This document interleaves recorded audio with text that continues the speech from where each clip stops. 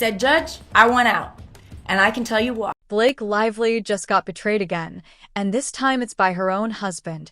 Ryan Reynolds, who once played the supportive partner, is now revealing her darkest secrets, seeking to distance himself from the scandal, proving that he's not a savior, but just another narcissist. They're married.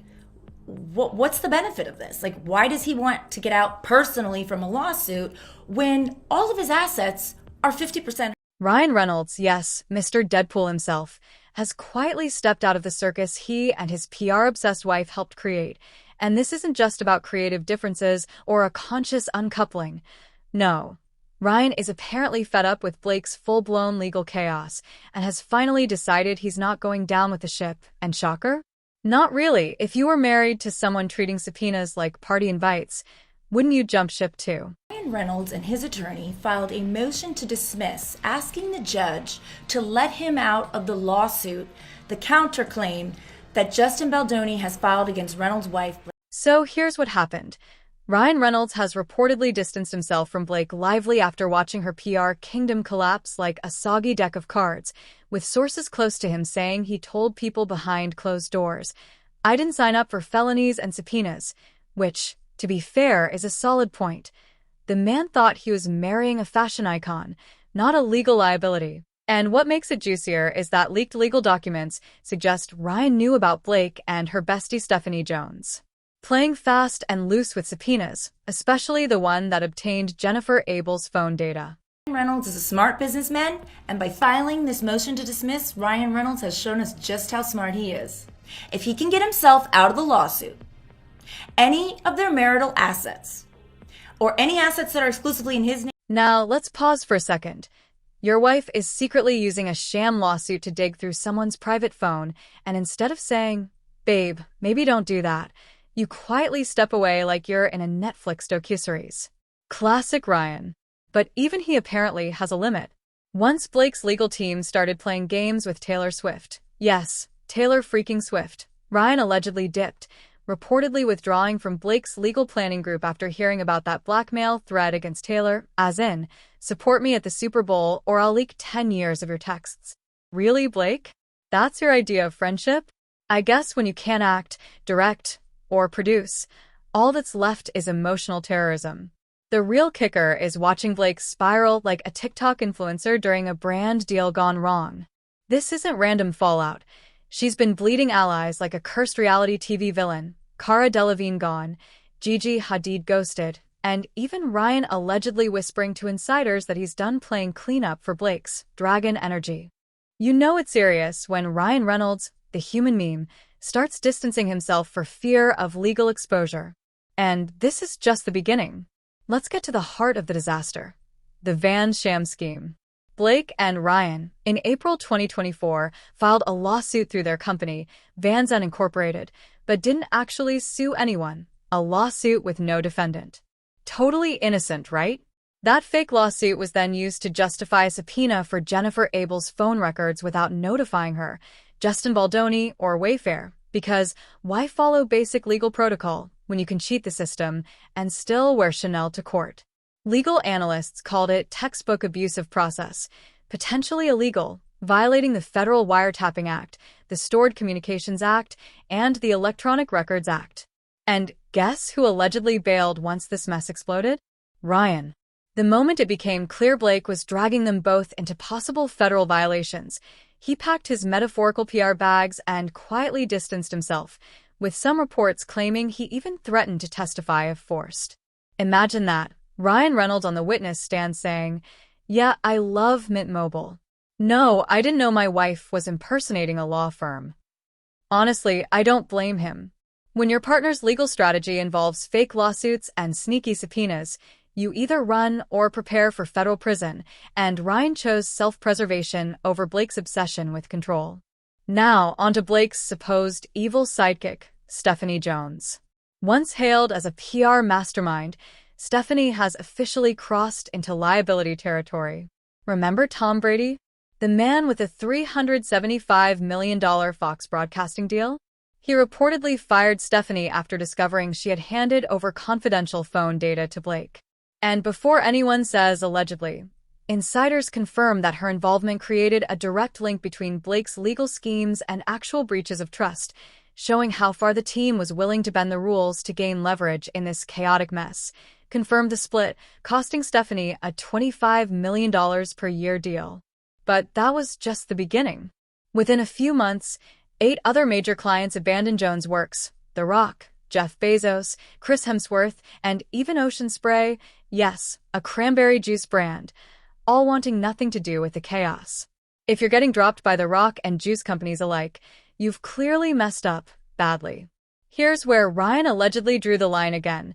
Sources say he discovered Stephanie was the mastermind behind all the shady PR smear tactics targeting Justin Baldoni and Melissa Nathan. She wasn't merely assisting Blake. She was orchestrating the sabotage like a power-hungry high school mean girl with a LinkedIn profile. Business Insider didn't mince words either, describing Jones' works as a toxic pit where employees were burned out, clients manipulated, and turnover so high it resembled a fast food joint rather than a celebrity PR firm. So let's recap what Ryan was witnessing. A wife filing lawsuits against no one just to subpoena her enemies' phones. A publicist leaking private data only to see her career implode in under 6 months. A legal threat aimed at Taylor Swift, the world's most beloved pop star, and a growing pile of potential federal violations ticking like a time bomb under their marriage. Can you really blame him for trying to escape? But here's the twist. Ryan isn't entirely innocent either.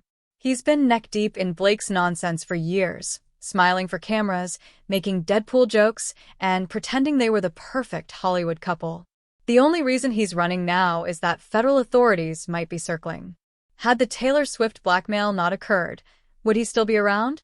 Of course. He'd be filming another PR TikTok while Blake's lawyer served someone else a fake subpoena.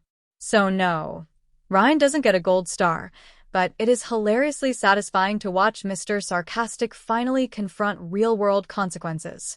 Maybe next time, don't marry someone who treats subpoenas as a substitute for talent, and maybe don't stay silent when your name is on a lawsuit either. Meanwhile, Blake Lively, ever on brand, did what only a PR-obsessed celebrity on the verge of total collapse would do.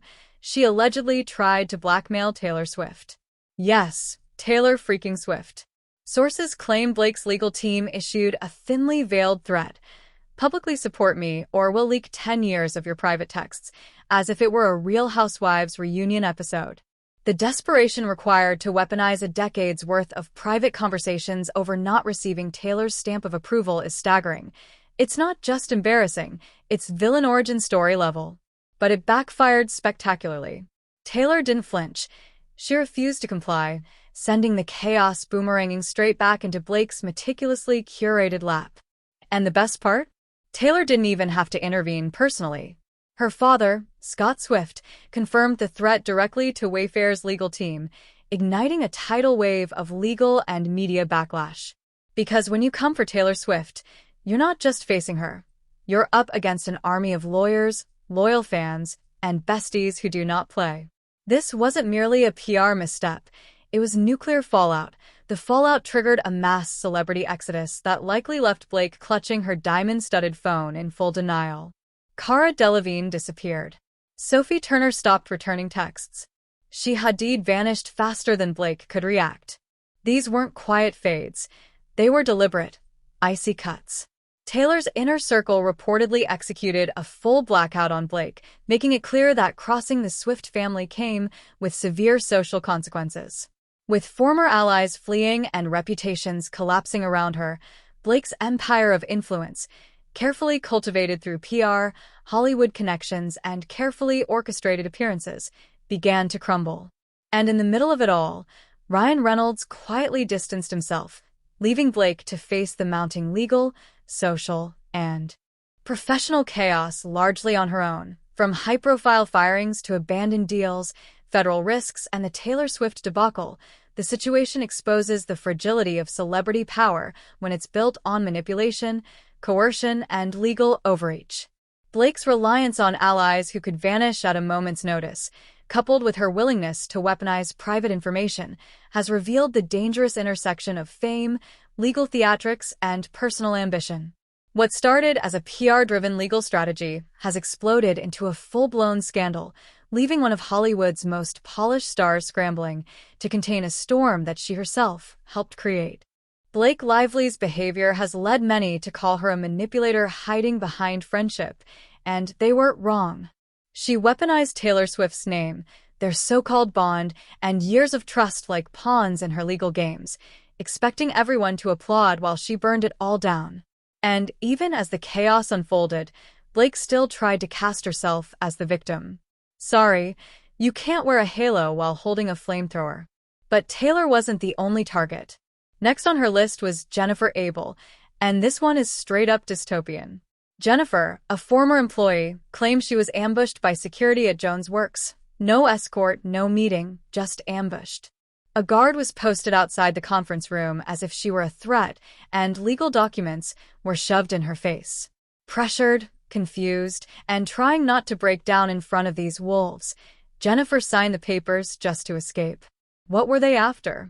Her personal laptop and phone, not a work device, but the phone containing her medical records, bank access, family contacts, and the number she'd had since high school. She begged to keep her number, writing, "Please, you don't need my number. It's mine since high school." And Stephanie Jones? Ignored her, ghosted her, and took everything.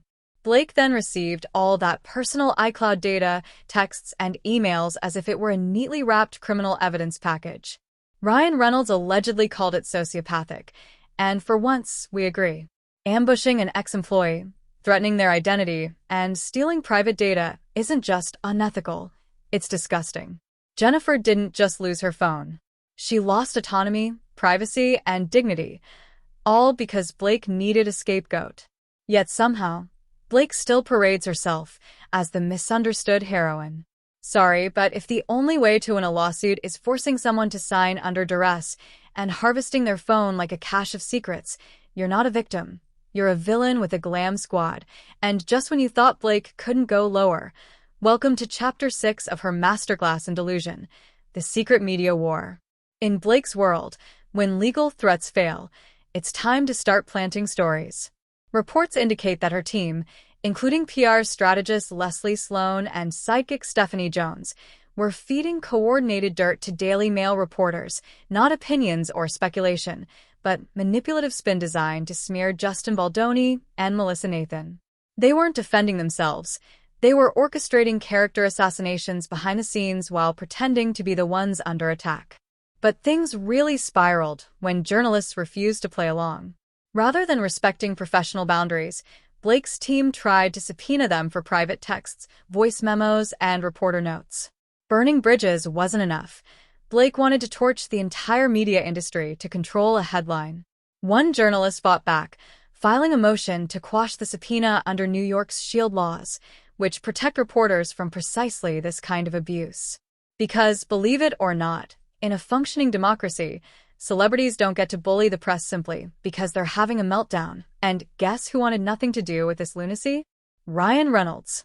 Sources say he was horrified, reportedly stating, "We're not suing the Daily Mail like it's TMZ. That's suicide." He was right. You don't bite the media hand that has been chronicling your relationship for years, especially when your wife is already on her 9th PR apology tour. And yet, Blake, the queen of double standards, publicly champions press freedom and the importance of transparency while privately sending subpoenas to dig through journalists' messages like a jealous ex creeping at midnight. Her actions reveal a striking contradiction, one moment preaching truth and accountability, the next weaponizing law and influence to silence anyone who refuses to cooperate, from ambushing Jennifer Abel to attempting to intimidate Taylor Swift, manipulating media narratives, and misusing subpoenas. Blake's strategy reads like a masterclass in control through fear. Allies flee, ex-employees are traumatized, and journalists are pressured to compromise their integrity. Ryan Reynolds, for all his involvement, apparently drew the line at these extreme measures, finally distancing himself as the legal and PR chaos spiraled out of control. Meanwhile, Blake's public persona of empowerment and advocacy clashes sharply with her behind-the-scenes actions, exposing a celebrity willing to sacrifice friendship, privacy, and ethical boundaries for a narrative she can sell. The result is a scandal that has entrapped friends, employees, and even the media in a web of manipulation, leaving her image tarnished and the court of public opinion buzzing as the very people she tried to control quietly step away, unwilling to participate in her legal theatrics. Blake Lively's public image has taken a nosedive, and it's not just because of lawsuits or tabloids, it's the hypocrisy, plain and simple. On Instagram, she wants to be seen as the elegant, evolved woman fighting for justice, but behind the scenes, she's orchestrating media witch hunts, weaponizing friendships, and violating every boundary possible. At this point, you have to ask, what exactly is she trying to protect? Her reputation is already too late, her friendships are gone, and her marriage is barely holding on.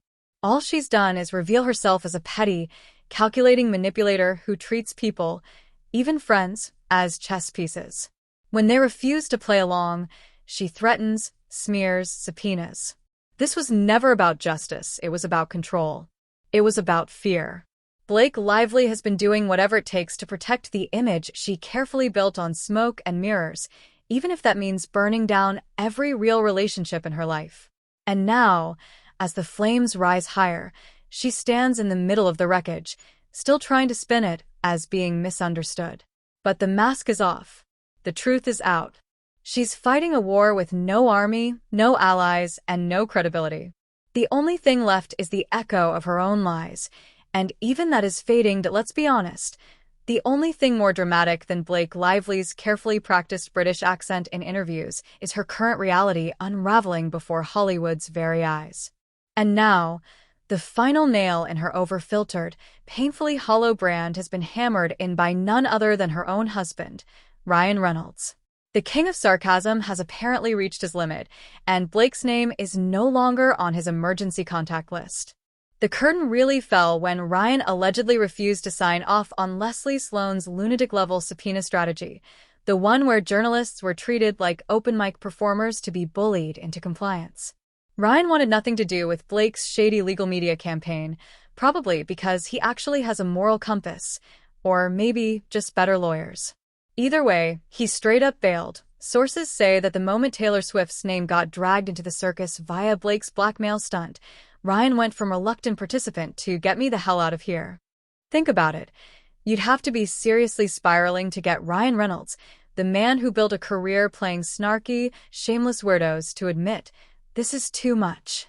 But threatening Taylor Swift? That was the tipping point.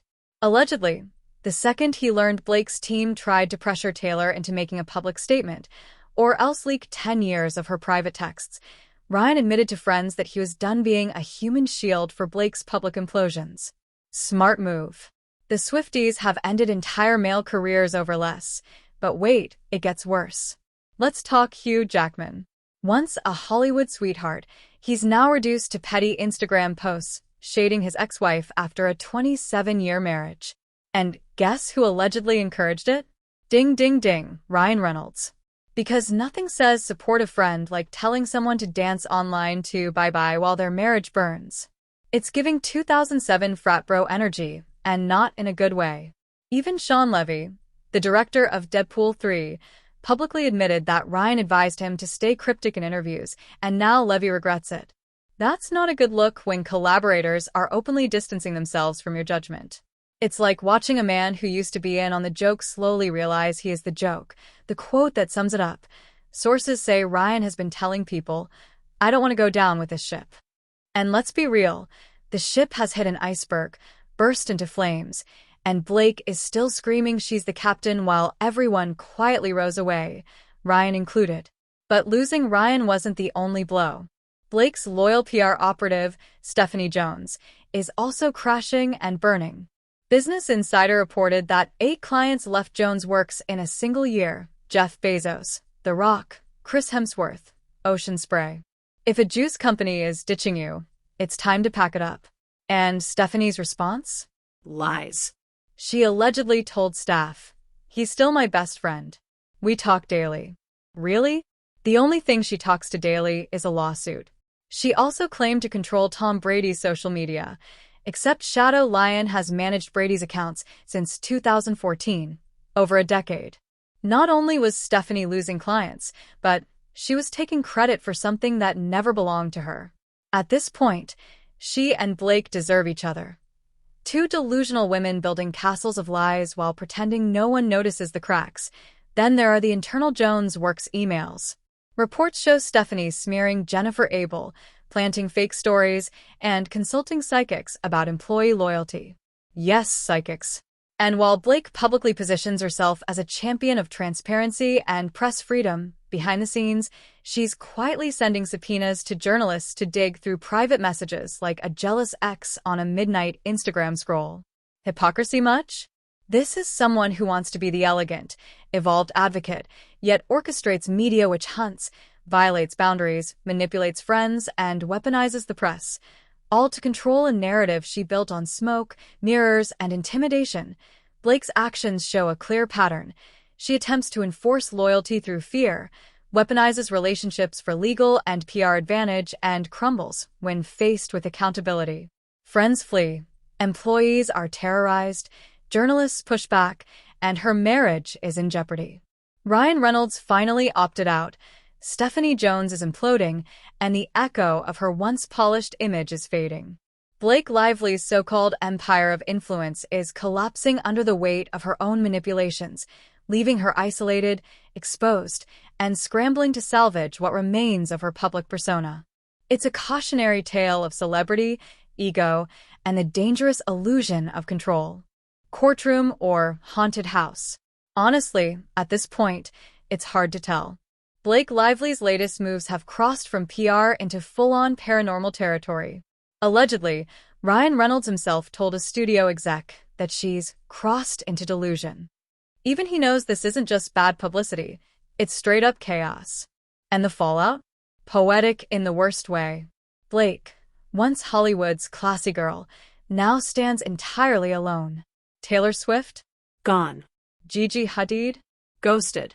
Cara Delevingne? Out. And Ryan Reynolds, her last human prop? He's officially done. Insiders say he's actively trying to sell his stake in Mint Mobile. One source even claims he told them, "It's over. I'm done cleaning up her mess." Honestly, you can't blame him. No one should have to sacrifice a business to cover someone else's drama, no matter how glamorous it looks on Instagram. Meanwhile, Stephanie Jones is under federal scrutiny for privacy violations, data fraud, and a subpoena strategy so shady even rookies in paralegal offices are raising eyebrows. Journalists aren't taking it lying down either. They're fighting back in court. Judges are hinting at Rule 11 sanctions. Blake's legal team? Naturally, they're trying to spin themselves as victims. Gaslighting never quits. And what's Blake doing while her empire collapses? Probably journaling about how misunderstood she is, scrolling through old red carpet photos, and wondering why no one is liking her posts. Maybe it's because people have seen the receipts. Maybe it's because she spent years treating friends like pawns, and now the board has finally flipped what's left? No friends, no reputation, no credibility, and no Ryan. All she has is a crumbling legal case, a fake PR strategy, and a trail of burned bridges. Blake spent years presenting herself as a polished feminist icon. But when the mask slipped, what did we see? A power-obsessed bully hiding behind designer gowns and weaponized charm. Her collapse isn't tragic, it's earned.